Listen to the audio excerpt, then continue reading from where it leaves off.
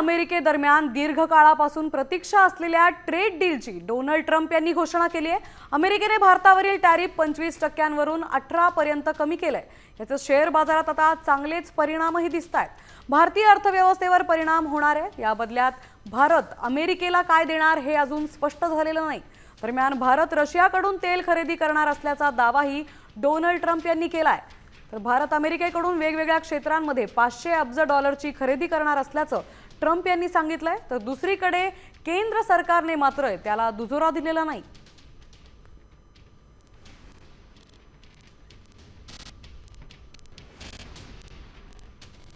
तर अमेरिकेकडून भारतावरील टॅरिफमध्ये मोठी कपात झाली आहे।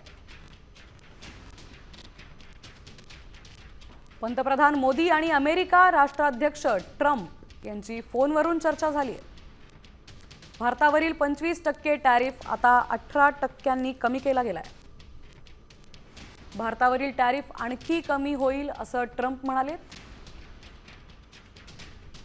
तर भारत रशियाकडून तेल खरेदी करणार नाही असंही ट्रम्प म्हणाले। दरम्यान भारत व्हेनेझुएलाकडून अधिक तेल खरेदी करणार।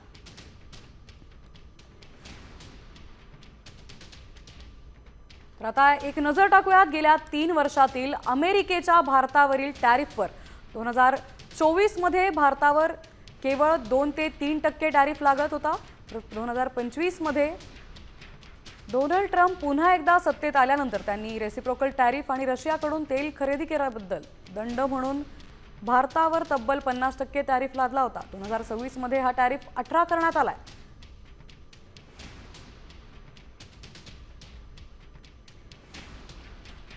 तर आता हा टॅरिफ 50%वरून थेट 18%वर आणलाय। तर या कराराचं सर्वात मोठं वैशिष्ट्य म्हणजे भारतावर लावलेला टॅरिफ हा त्याच्या शेजारील आणि प्रतिस्पर्धी देशांच्या तुलनेत सर्वात कमी आहे।